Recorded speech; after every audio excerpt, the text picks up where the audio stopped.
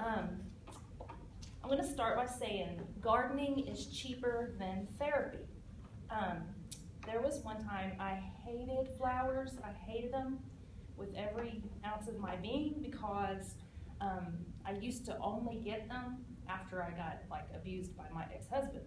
So after working, in a garden, after getting away from him and getting on my own and working in a garden for 14 years, I found healing from working in a garden and found flowers to be therapeutic to me. So the relevance of my thing today is that 1 out of every 4 women and 1 out of 7 men experience domestic violence in their lifetime, and that's according to Brian Strong and Theodore Cohen, the authors of The Marriage and Family Experience, which is one of my other classes that I'm taking. It just so happens that I'm studying that at the very exact same time that I'm doing this. So at the end of my speech, the audience should be able to distinguish between the 3 types of flowers, which is perennials, bulbs, and annuals, and then different words of hope that can go with those. All these flowers on here are from my actual garden, so I'm pretty proud of that. So we'll start with perennials. I forgot my book here, sorry. This is my favorite book in the whole wide world. I've had it for 14 years, and as you can tell, I've used the crap out of it. But according to Susan Roth, who's the author of this book, perennials are flowers that return every year. Some different perennials that I want to show you. My first one here is phlox, which is in full bloom right now. You'll see it everywhere. It hangs over rocks and ledges and stuff. Pink and purple little flowers, but I planted maybe 3 or 4, but now I've taken from those and planted them elsewhere, saved me some money. My whole backyard is full of phlox. It's so beautiful. And the bumblebees and the bees, just do their little thing, and I just love it. But phlox, the word I chose to go with phlox is peace, because when you have a turmoil in a relationship, one of the big things that you need in your life is peace. So that's why I chose that one. The next perennial, which is a flower that comes back year after year, is a coneflower, which looks like a daisy, except they're pink. And then we have white ones too with yellow centers, and they're beautiful. I love them, love them, love them. But the word I used with this to give hope and healing is creativity, because when you're in a domestic violence relationship, you don't have no say, really, in anything.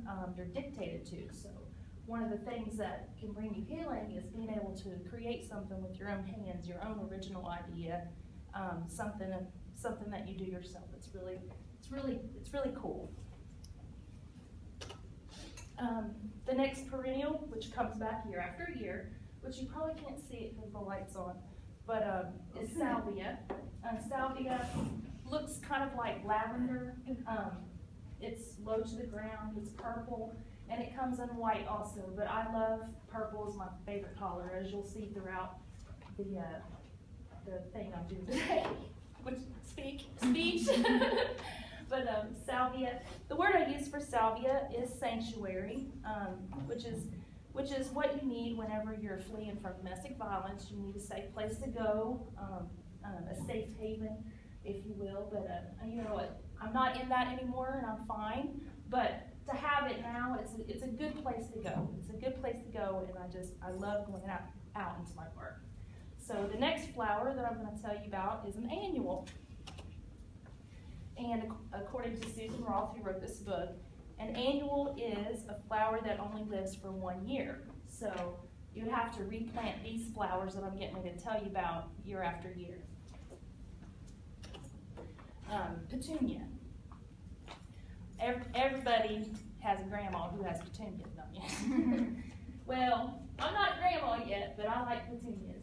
They're beautiful, and they grow from spring to summer, all the way to fall. And even though they don't come back year after year, their color lasts the entire summer. So that's why a lot of people like them.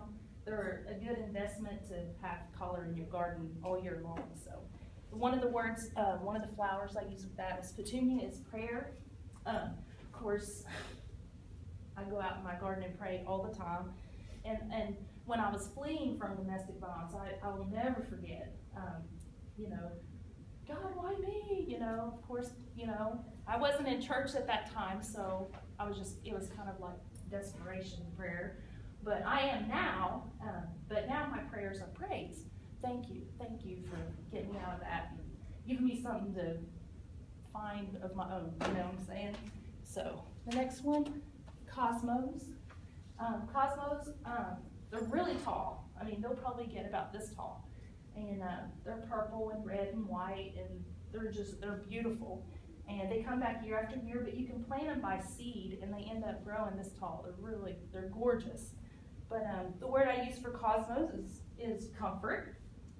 So when you're in physical and mental pain and emotional pain and all that stuff, you need comfort. You need freedom from that pain. So comfort is something you really need and what you can get from having a garden. The next flower that comes back year after year, well, you plant it year after year, is impatience, or impatiens. I call it impatience, because I don't really have much patience. But the word I use with this is inhale. So of course, when you go out to the garden, you just breathe it all in.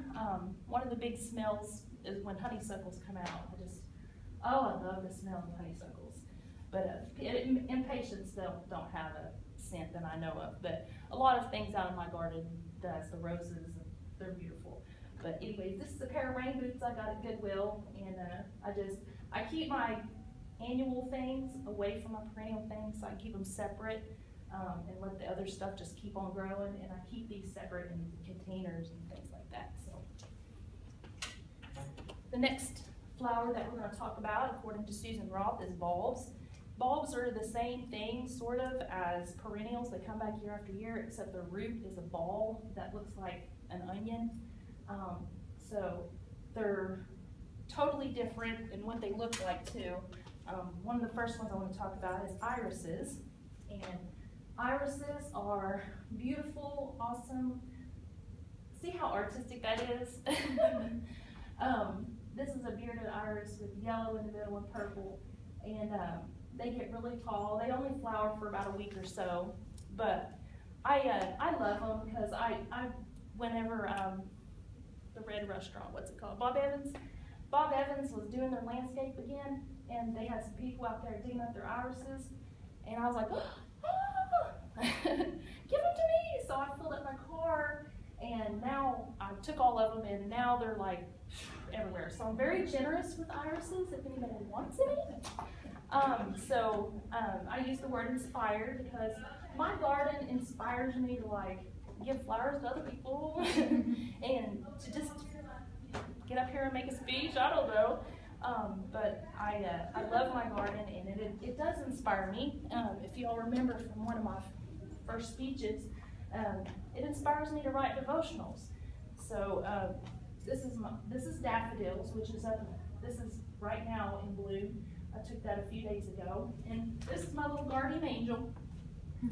But I always find something I can talk about or write about from my flower gardens.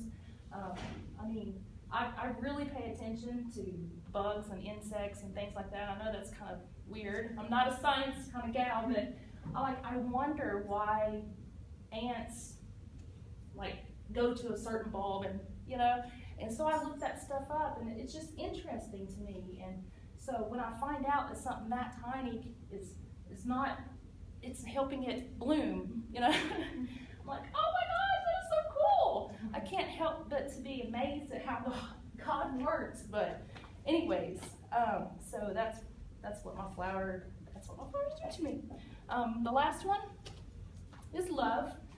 This is lilies, and they don't multiply that much. They are the same as what I planted them in. They just look healthier because I take good care of them.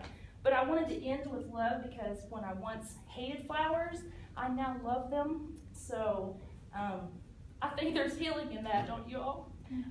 So I've shared the 3 types of flowers: perennials, annuals, bulbs.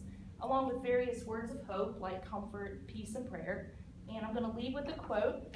Let me catch my breath here real quick. We may think we are nurturing our garden, but of course, it's our garden that is really nurturing us, and that is by Jenny Uglow.